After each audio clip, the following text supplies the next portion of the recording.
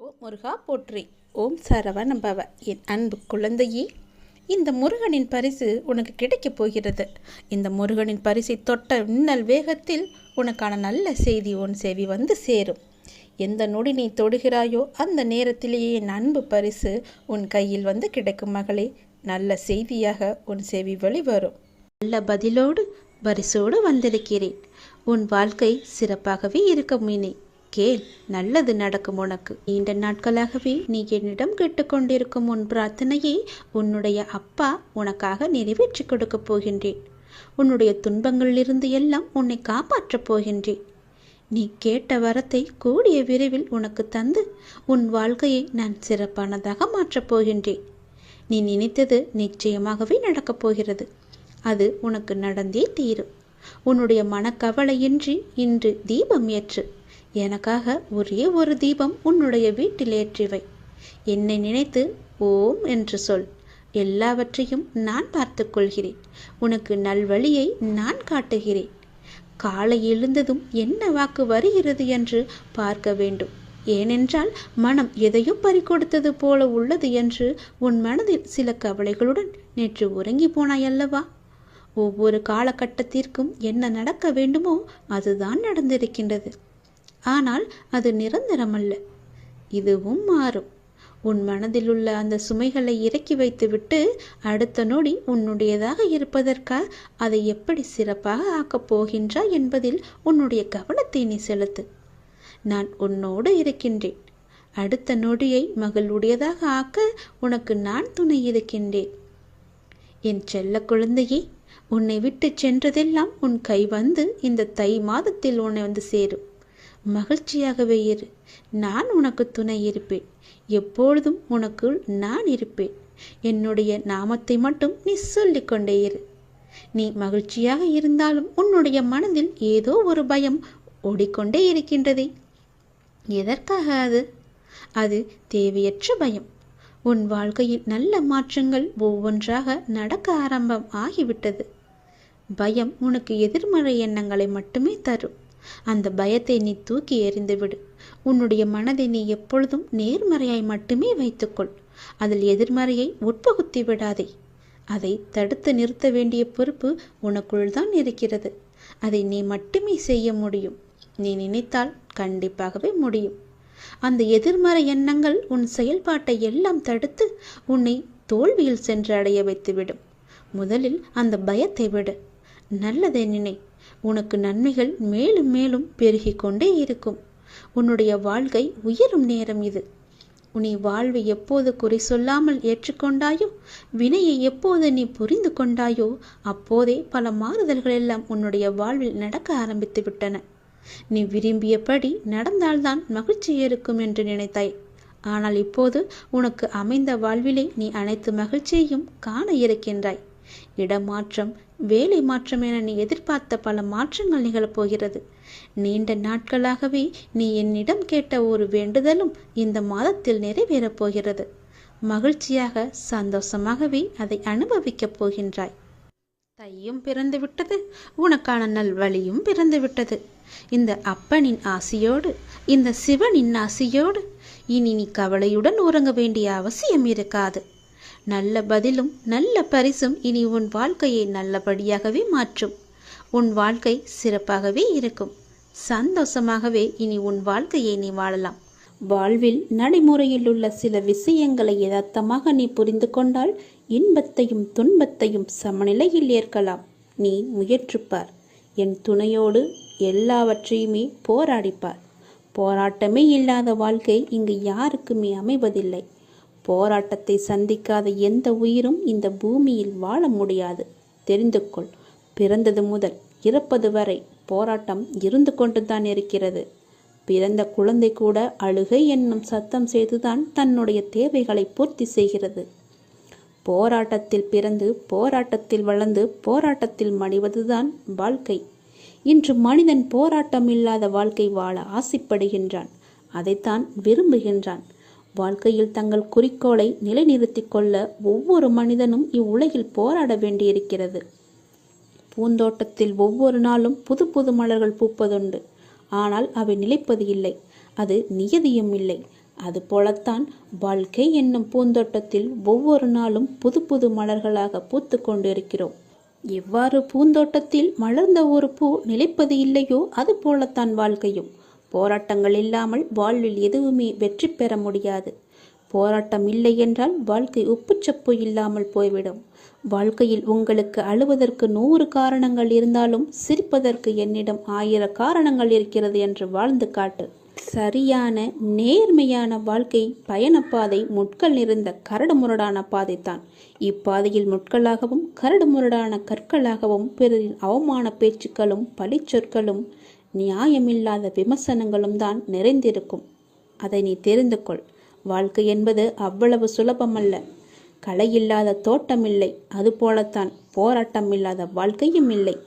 வாழ்க்கை அழகானதாக மாற்றிக்கொள்வது உன்னுடைய கையில்தான் இருக்கிறது. எல்லோருடைய வாழ்விலும் இன்பம் துன்பம் என்று எல்லாமே கலந்துதான் இருக்கும். நாம் அவற்றை எப்படி எடுத்துக்கொள்கிறோம் என்பதுதான் மிக முக்கியம். ஆசையை குறைத்து கொள்ள வேண்டும். மன நிறைவு இருந்தாலே போதும். உன்னுடைய வாழ்வில் மகிழ்ச்சி தானாக நிலைத்து நிற்கும். போராட்டம் இருந்தாலும் கூட யாரும் வாழ்க்கையை வெறுப்பதில்லை. போராட்டங்களை எல்லாம் ஏற்றுக்கொள்ளவும் நமக்கு ஏற்றதாக மாற்றிக்கொள்ளவும் பழகினாலே போதும். வாழ்க்கை பூந்தோட்டமாக மாறிவிடும். உங்களின் வாழ்வில் நல்லது நடக்க வேண்டுமென்றால் நான் சொல்வதை பின்பற்றுங்கள். நீங்கள் எப்படிப்பட்ட பாதையில் பயணம் செய்தாலும் உங்கள் நற்சிந்தனையாலும் நற்செயல்களாலும் மலரும் புதிய பயனுள்ள மலர்களால் பாதையை நிரப்புங்கள். உங்கள் வாழ்வு இனிதாக அமையும். நீங்கள் வாழ வாருங்கள். என்னுடைய ஆசையுடன் நீங்கள் போராட்டத்தில் குதிக்க தயாராக இருங்கள். என் துணை உனக்கு உண்டு. எல்லோருக்குமே சிவன் என்றால் பிடிக்கத்தான் தெரியும். தந்தை சிவபெருமான் நினைப்பது என்பது மிக பெரிய புண்ணியத்தின் ஒரு சத்திய வருமானம். மனித வாழ்க்கை வியாபாரமாகிவிட்ட இந்த காலத்தில் அந்த வியாபாரத்தை லாபமாக மாற்றுவதற்கு நாம் இறைவனுடன் வியாபாரத்தை இணைத்து கொள்ள வேண்டும். இறைவனுடன் வியாபாரம் செய்வதற்கு அவருக்கு வேண்டியது எல்லாம் உங்களுடைய பணம், காசு, தொழிலில் வரும் லாபம் இது எல்லாம் கிடையாது. நீங்கள் சுத்தமான மனதுடன் அவரை நினைவு செய்ய வேண்டும். உங்களிடம் என்னென்ன தீய குணங்கள் இருக்கின்றதோ அவற்றை அவரிடம் அர்ப்பணித்து விட வேண்டும். அர்ப்பணித்தவற்றை திரும்ப வாங்கக்கூடாது. அர்ப்பணித்த பின் அந்த இடத்தை நிரப்புவதற்கு அவரிடம் இருந்து நற்குணங்களை பெற்றுக்கொள்ள வேண்டும். இதுதான் இறைவனிடம் நாம் செய்யும் கொடுக்கல் வாங்கல். மற்றபடி நாம் செலுத்தும் காணிக்கைகள் மற்றும் அபிஷேகங்கள் இது இறைவனை குளிர்விக்கின்றதா என்றால் நமது நன்னடத்தை எவ்வளவு இருக்கின்றதோ அதை பொறுத்தே நாம் இறைவனுக்கு செலுத்தும் அர்ப்பணிப்பையும் அவர் ஏற்றுக்கொள்கின்றார். வாழ்க்கையில் தவறான பாதையில் சென்றுவிட்டு மனித வாழ்க்கையின் தர்மத்திற்கு உட்பட்ட செயல்களை மறந்துவிட்டு இறைவனுக்கு என்ன அபிஷேகம் செய்தாலும் அதனால் அவர் மனம் குளிர்வதில்லை. பாவத்தினுடைய செல்வத்தினால் ஒருவர் புண்ணிய காரியம் செய்தாலும் அந்த புண்ணியம் செய்ய வேண்டும் என்ற எண்ணத்திற்கு கண்டிப்பாக பலன் கிடைத்தே தீரும். ஆனால் அதிலும் சதவீதம் என்பது இருக்கவே செய்யும். எனவே முழுமையான நல்ல மனிதனாக மாறி இறைவனுடன் நாம் கொடுக்கல் வாங்கல் செய்ய வேண்டும். கோவிலில் மூர்த்திக்கு முன்னால் அன்றன்றைய கணக்கை ஒப்படைக்கின்றார்கள். இவ்வளவு வரவு, இவ்வளவு செலவு, இவ்வளவு தங்கம் வந்தது, இவ்வளவு நாணயம் வந்தது, இவ்வளவு வெளிநாட்டு கரன்சி வந்தது, உள்நாட்டு பணம் எவ்வளவு என்று அனைத்தையும் ஒப்படைக்கின்றார்கள். இதை போல நாமும் இரவு உறங்குவதற்கு முன் நாம் நம்முடைய அன்றாட கணக்கை நமது எண்ணத்தில் என்ன வந்து பார்வையில் அவருக்கு முன்னால் வைக்க வேண்டும். பார்வையில் என்ன இருந்தது? தர்மத்தை மீறிய நடத்தை இருந்ததா? வார்த்தையில் கலப்படம் இருந்ததா? பிறரிடம் நான் செலுத்தும் அன்பு உள்நோக்கம் கொண்டதாக இருந்ததா? இதையெல்லாம் ஒப்படைக்க வேண்டும். பணம் மட்டுமே மனிதனுக்கு வாழ்க்கையில் முக்கியமான பொருள் அல்ல. நமக்கு கொடுக்கப்பட்ட காலம், நேரம், நம்முடைய வாழ்க்கையின் ஒவ்வொரு எண்ணம், பேச்சு, செயல் அனைத்துமே இறைவனால் கவனிக்கப்படுகின்றது. இதில் நான் உண்மையாக இருக்கின்றேன் என்பதற்காகவே இறைவனிடம் இரவு கணக்கு ஒப்படைக்கப்படுகின்றது. எனவே லாபம் என்பது பணம் சம்பாதிப்பது மட்டுமன்று. அந்த பணத்தை தர்மப்படியும் நேர்மையாகவும் சம்பாதித்து அதை புண்ணிய காரத்தில் ஈடுபடுத்துவது.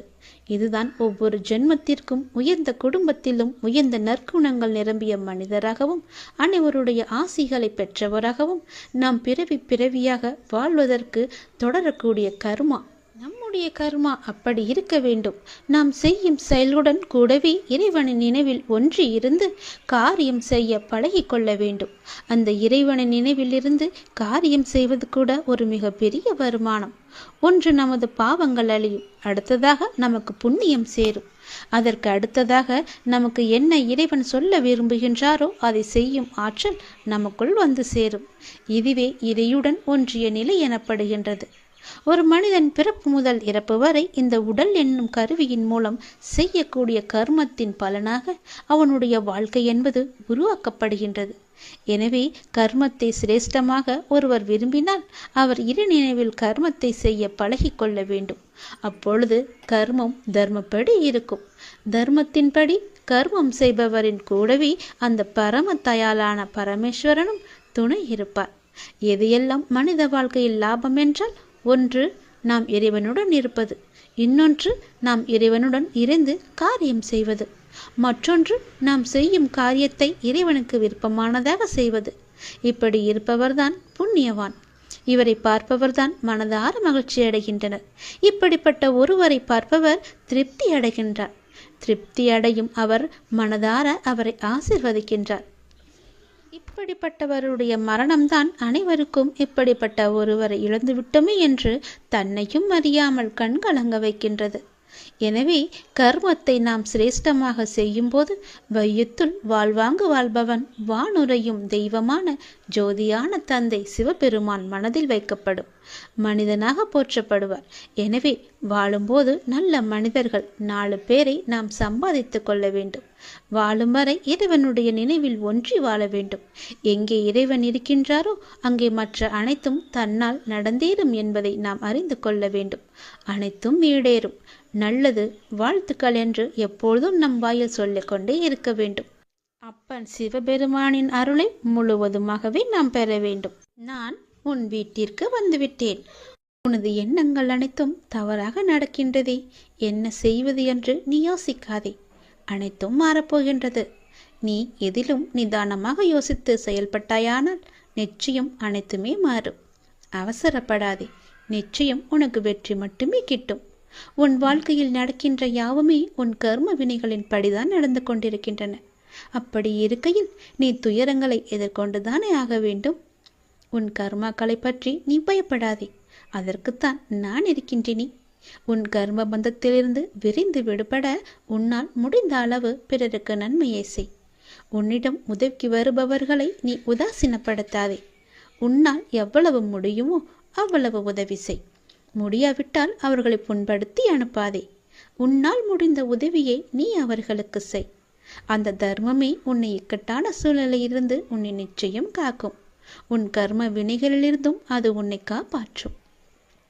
வாழ்க்கையில் இன்பமும் துன்பமும் அவரவர் கையாளும் வகையில்தான் மாறுபடும். இன்பத்தை சந்தோஷமாக அனுபவிக்க வேண்டும். துன்பம் வந்தால் சோர்ந்து போகக்கூடாது. துன்பத்தையும் இன்பமாக ஏற்று நாம் வாழ பழகி கொண்டால் அந்த துன்பம் நம்மை கண்டு அஞ்சி ஓடிவிடும். மற்றவர்கள் எல்லாரும் நிம்மதியாக சந்தோஷத்துடன் வாழ்வதாகவும் நீ மட்டுமே துயரங்களை எதிர்கொள்வதாகவும் புலம்பிக் கொண்டிருக்கின்றாய். அது தவறு. எல்லோருக்கும் அவரவர் வாழ்க்கையில் எல்லா விதமான துன்பங்களும் இன்பங்களும் வந்து கொண்டுதான் இருக்கின்றன. எல்லாம் கலந்துதான் இருக்கும். அதுதான் வாழ்க்கையும். அந்த உண்மையை நீ புரிந்து கொள்.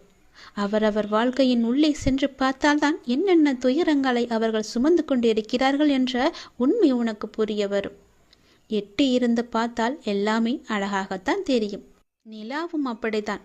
தூரம் இருந்து பார்க்கும் வரைதான் அது அழகான வட்ட வடிவம். உள்ளே சென்று அருகே சென்று பார்த்தால்தான் தெரியும் அதற்குள்ளே எத்தனை மேடு பள்ளங்கள். அதுபோலத்தான் ஒவ்வொரு வாழ்க்கையிலும் எல்லோருடைய வாழ்விலும் மேடு பள்ளங்கள் இருந்து கொண்டுதான் இருக்கும். வெளி உலகத்திற்கு அவர்கள் நன்றாக இருப்பது போல் தோன்றலாம். அதனால் யாரை பற்றியும் யாருடனும் உன்னுடன் ஒப்பிட்டு பார்க்காதே. உனக்கென்று விதிக்கப்பட்டதுதான் உன்னை வந்து சேரும். அவர்களுக்கென்று விதிக்கப்பட்டது அவர்களை வந்து சேரும். அது இன்பமானாலும் சரி, துன்பமானாலும் சரி, எல்லாவற்றையும் அனுபவிக்க வேண்டியது அவரவருடைய பொறுப்பு. அவரவருக்கு என்று எது விதிக்கப்பட்டதோ அது கண்டிப்பாக நடந்தே தேரும். அதனால் உன் மனதை போட்டு தேவையில்லாமல் நீ குழப்பிக்கொள்ளாதே. நிச்சயம் உனக்கு பல நன்மைகள் காத்திருக்கின்றன. யார் கைவிட்டாலும் என்னை நம்பி வந்த உன்னை நான் கைவிடவே மாட்டேன். பொறுமையையும் நம்பிக்கையையும் எந்த சூழ்நிலையிலும் நீ கைவிட்டு விடாதே. உன்னை விட்டு யார் விலகினாலும் நீ கவலைப்படாதே. எல்லாம் நன்மைக்கே என்று நீ எடுத்துக்கொள்ள பழகிக்கொள். அப்பொழுதுதான் எல்லாவற்றையும் சாதாரணமாக எடுத்துக்கொண்டு அடுத்தபடி எது என்று முன்னோக்கி உன்னால் செல்ல முடியும். நீங்கள் மென்மேலும் வளர்ச்சியடைந்து வாழ்வில் வெற்றி பெறப் போகின்றாய். அது கண்டிப்பாகவே நடக்கும். உனது வாழ்க்கை எல்லா செல்வ வளங்களையும் பெற்று மகிழ்ச்சியாகவே மாறப்போகிறது. உன்னுடைய வாழ்க்கையில் பல அழகிய வண்ண வண்ண பூக்கள் எல்லாம் பூத்து குலுங்க போகின்றது. நிச்சயம் அது நடக்கும். இவை அனைத்தையுமே உன்னை வந்து சேரும்படி நான் அமைத்து தருகின்றேன். என் பரிபூரண அருளும் ஆசியும் அன்பும் உனக்கு வேண்டுமென்றால் நான் சொல்வது போலவே நீ செய். உன் லட்சியங்களில் வெற்றியடையும்படி நான் உனக்கு துணையிருப்பேன். என் வார்த்தைகளை நீ நம்பினால், அப்பா சொல்வது எல்லாமே உன்னுடைய நன்மைக்கு தான் என்று நீ நம்பினால், கண்டிப்பாகவே நான் சொன்னதை நீ செய்வாய். நான் சொல்வதை நீ கண் குளிர பார்ப்பாய், காது குளிர நீ கேட்பாய். உன் வாழ்வில் பல நல்ல மாற்றங்களை கொண்டு வருவதற்கே நான் இருக்கின்றேன் என்பதை நீ முழுமையாக நம்பு. உனக்கு எப்பேற்பட்ட இக்கட்டான சூழ்நிலை வந்தாலும் நான் இருக்கிறேன் என்பதை மட்டும் நீ மறந்து விடாதே. உனது எண்ணங்கள் அனைத்தும் தவறாக போய்கொண்டிருக்கிறது. அது மாயை என்ற வலையில் சிக்கிக்கொண்டு தவித்து கொண்டிருக்கிறது. உன்னை காப்பாற்றவே நான் இப்போது வந்திருக்கிறேன். நான் உனக்காக அவதரித்தவன். அனைத்தும் மாறப்போகிறது. எதிலும் நிதானமாக மட்டும் யோசித்து நீ செயல்படு. எது செய்தாலும் என்னிடம் சொல்லிவிட்டு செயல்படு. உனக்கு நல்லதாக நான் அதை மாற்றி காமிக்கின்றேன். எந்த கர்மா உன்னை நெருங்காமல் நான் பார்த்து கொள்கிறேன். எப்பொழுதும் எனக்கு துணையாக நீங்கள் இருங்கள் அப்பா என்று எப்போது என்னிடம் வந்தாயோ அந்த நொடி முதலே உனக்கான நல்லதுகளை செய்ய நான் ஆரம்பித்து விட்டேன். எது நடந்தாலும் நான் பார்த்து கொள்கிறேன். நீ தைரியமாக இரு. எல்லாவற்றையும் நானே பார்த்து கொண்டு அதற்கான பல வெகுமதிகளை தருகிறேன். அதற்கான காலகட்டத்தில் உன்னை வந்து சேரும். அதை பற்றி நீ கவலைப்பட தேவையில்லை. உனது எண்ணங்கள் அனைத்தும் தவறாக நடக்கின்றதே, என்ன செய்வது என்று நீ யோசிக்காதே. அனைத்தும் மாறப்போகின்றது. நீ எதிலும் நிதானமாக யோசித்து செயல்பட்டாயானால் நிச்சயம் அனைத்துமே மாறும். நாம் கடவுளிடம் எது வேண்டுமானாலும் அவர் அமைதியாக இருப்பதற்கு காரணம் இருக்கும். நீங்கள் கடவுளிடம் பேசுவதை மட்டும் நிறுத்திவிடாதீர்கள். இறைவனிடம் நீங்கள் பேசுங்கள். இறைவனிடம் பேசும் வார்த்தைகள் மிகவுமே வலிமையானவை. இறைவனிடம் திரும்ப திரும்ப ஒரு விஷயத்தையே சொல்லும்போது அது கண்டிப்பாக நிறைவேறியே தீரும். இறைவனிடம் நீங்கள் கேட்கும் ஒவ்வொன்றையும் அவர்கள் கவனித்து கொண்டு தான் இருக்கிறார். உங்கள் பிரார்த்தனைகள் கண்டிப்பாக ஒரு நாள் நிறைவேற்றப்படும். அவருடன் பேசுவதை மட்டும் நிறுத்திவிடாதீர்கள். ஒரு விஷயம் நமக்கு நடக்க வேண்டும் என்றால் இறைவனிடம் முறையிட்டு கொண்டே இருங்கள். இது நடந்தே ஆக வேண்டும், இதை சரி செய்யுங்கள் அப்பா என்று சொல்லிக் கொண்டே இருங்கள். நிச்சயமாகவே அவர் உங்கள் பிரார்த்தனையை நிறைவேற்றி தருவார். நம்பிக்கையோடு இருங்கள். அவர் நடத்தி தருவார் என்ற நம்பிக்கையோடு இருங்கள். நம்பிக்கை இருந்தால் அந்த வானமும் நமக்கு வசப்படும். இந்த பிரபஞ்சத்தையே ஆளும் மிகப்பெரிய சக்தி உங்களது தேவைகளையும் கண்டிப்பாக நிறைவேற்றும். இறைவனால் நிறைவேற்ற முடியாத அளவிற்கு பெரிய பிரார்த்தனைகள் எதுவுமே கிடையாது. அவர்தான் அந்த பிரச்சனையை உருவாக்கியவர். உருவாக்கியவருக்கு பிரச்சனையை தீர்க்க தெரியாதா? உங்களுக்கு தேவையானதை கண்டிப்பாக அவர் வழங்கிக் கொண்டே இருப்பார். அதை யாராலும் தடுக்க முடியாது. இதுவரை இறைவன் கொடுத்ததற்கு இனி கொடுக்க போவதற்கும் என அனைத்துக்குமே நீங்கள் நன்றி சொல்ல வேண்டும். நன்றி சொல்ல மறவாதீர்கள். உங்களை கைப்பிடித்து வழி நடத்தி கொண்டிருக்கும் சக்தியை முழுமையாக நம்புங்கள். நீங்கள் யார் மீது ஒருவர் மீது நம்பிக்கை வைத்திருக்கிறீர்களோ அது முழுமையான தூய மனதுடன் கூடிய நம்பிக்கையாக இருக்க வேண்டும். எது செய்தாலும் அசைக்க முடியாத நம்பிக்கையாக இருக்க வேண்டும். அப்போதுதான் அவருடைய முழுமையான லீலைகள் நமக்கு தெரிய வரும். என்றுமே அது உங்களை கைவிடாது. உங்களுக்கு வேண்டியது அனைத்தும் வாரி வழங்கும். உங்களுக்கு வேண்டிய அனைத்தையும் பெற்று நீங்களும் உங்களை சார்ந்த அனைவரும் மகிழ்ச்சியோடு வாழ்வீர்கள். அதற்கு அவரே துணையாகவும் இருப்பார். நீங்கள் செய்ய வேண்டியது எல்லாம் அவரிடம் நீங்கள் தினமும் பேசிக்கொண்டே இருப்பது மட்டும்தான். என்ன அப்பா எப்படி இருக்கிறீர்கள் என்று ஆரம்பித்து எல்லாவற்றையுமே பேசுங்கள். எல்லாவற்றிற்கும் அவர் நிச்சயம் பதில் தருவார். ஆனால் அந்த பதிலுக்கு நீங்கள் கொஞ்சம் காலம் காத்திருக்க வேண்டும். உடனடியாக நடக்க வேண்டும் என்றால் அது நடக்காது. சிறிது காலம் பொறுமையாகத்தான் இருக்க வேண்டும். இப்போது நீங்கள் செய்ய வேண்டிய மிக முக்கியமான காரியம் என்னவென்றால், உங்களுக்கான காரியங்கள் நிறைவேறப் போகும் இந்த நாட்களில் மிக பொறுமையாக இருப்பதுதான். கண்டிப்பாகவே நடக்கும். உனது வாழ்க்கை எல்லா செல்வ வளங்களையும் பெற்று மகிழ்ச்சியாகவே மாறப்போகிறது. உன்னுடைய வாழ்க்கையில் பல அழகிய வண்ண வண்ண பூக்கள் எல்லாம் பூத்து குலுங்க போகின்றது. நிச்சயம் அது நடக்கும். இவை அனைத்தையுமே உன்னை வந்து சேரும்படி நான் அமைத்து தருகின்றேன். என் பரிபூரண அருளும் ஆசியும் அன்பும் உனக்கு வேண்டுமென்றால் நான் சொல்வது போலவே நீ செய். உன் லட்சியங்களில் வெற்றியடையும்படி நான் உனக்கு துணையிருப்பேன். என் வார்த்தைகளை நீ நம்பினால், அப்பா சொல்வது எல்லாமே உன்னுடைய நன்மைக்கு தான் என்று நீ நம்பினால், கண்டிப்பாகவே நான் சொன்னதை நீ செய்வாய். நான் சொல்வதை நீ கண் குளிர பார்ப்பாய், காது குளிர நீ கேட்பாய். உன் வாழ்வில் பல நல்ல மாற்றங்களை கொண்டு வருவதற்கே நான் இருக்கின்றேன் என்பதை நீ முழுமையாக நம்பு. உனக்கு எப்பேற்பட்ட இக்கட்டான சூழ்நிலை வந்தாலும் நான் இருக்கிறேன் என்பதை மட்டும் நீ மறந்து விடாதே. உனது எண்ணங்கள் அனைத்தும் தவறாக போய்கொண்டிருக்கிறது. அது மாயை என்ற வலையில் சிக்கிக்கொண்டு தவித்து கொண்டிருக்கிறது. உன்னை காப்பாற்றவே நான் இப்போது வந்திருக்கிறேன். நான் உனக்காக அவதரித்தவன். அனைத்தும் மாறப்போகிறது. எதிலும் நிதானமாக மட்டும் யோசித்து நீ செயல்படு. எது செய்தாலும் என்னிடம் சொல்லிவிட்டு செயல்படு. உனக்கு நல்லதாக நான் அதை மாற்றி காமிக்கின்றேன். எந்த கர்மா உன்னை நெருங்காமல் நான் பார்த்து கொள்கிறேன். எப்பொழுதும் எனக்கு துணையாக நீங்கள் இருங்கள் அப்பா என்று எப்போது என்னிடம் வந்தாயோ அந்த நொடி முதலே உனக்கான நல்லதுகளை செய்ய நான் ஆரம்பித்து விட்டேன். எது நடந்தாலும் நான் பார்த்து கொள்கிறேன். நீ தைரியமாக இரு. எல்லாவற்றையும் நானே பார்த்து கொண்டு அதற்கான பல வெகுமதிகளை தருகிறேன்.